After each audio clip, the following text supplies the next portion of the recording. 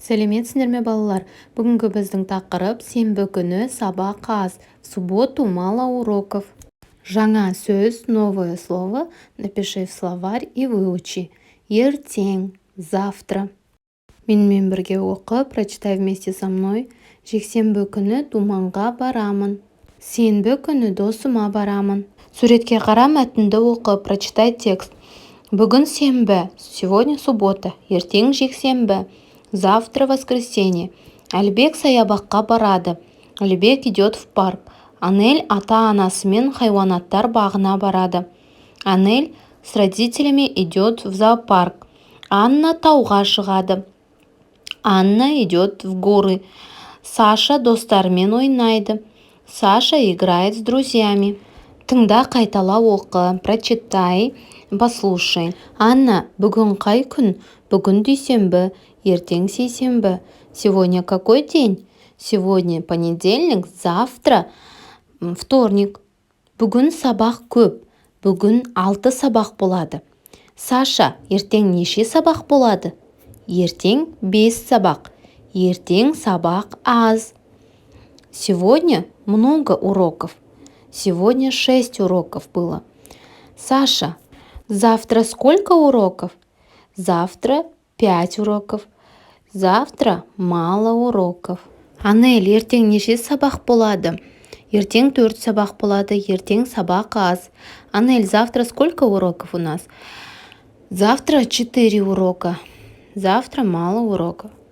Бірінші тапсырма, әр қатардағы артық сөзді тауып, неге артық екенін түсіндір. Найди лишнее слово в каждой строке и объясни, почему оно лишнее. Бірінші қатар: қалам, дәптер, күнделік, сейсенбі, кітап. Артық сөз сейсенбі. Сейсенбі переводится вторник. Екінші қатар: дүйсенбі, сейсенбі, қоян, сенбі, жексенбі. Қоян. Артық сөз: арыстан, піл, өшіргіш, аю, қонжық. Артық сөз өшіргіш. Төртінші қатар: алма, сәбіз, жұма, анар, алмұрт. Артық сөз жұма. Сурет, бояу, қарындаш, бейсенбі. Артық сөз бейсенбі. Екінші тапсырма, кестені пайдаланып, кімнің не істейтінін айт. Используя таблицу, скажи, кто что делает. Мысалы, Әлібек сейсенбі күні шахматқа барады. Жұма күні кітап оқиды. Анна сәрсенбі күні қуыршақпен ойнайды. Жексенбі күні саябаққа барады. Саша сейсенбіде бассейнге барады. Бейсенбіде доп ойнайды. Анель дүйсенбіде әткеншек тебеді. Сенбіде велосипед тебеді.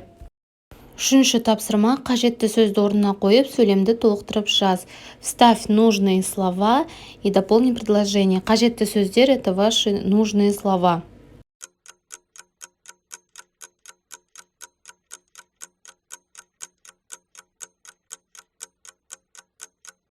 Төртінші тапсырма, бір-біріңнен аптаның әр күнінде неше сабақ болатынын сұраңдар. Күнделіктегі сабақ кестесіне қарап жауап беріңдер.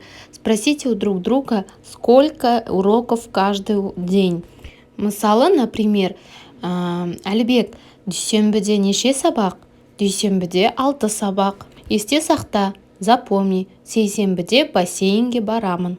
На этом мы закончили урок. Подпишись на канал, чтобы не пропустить следующий урок. Спасибо за внимание. Осымен біздің сабағымыз аяқталды. Келесі сабақта кездескенше сау бол.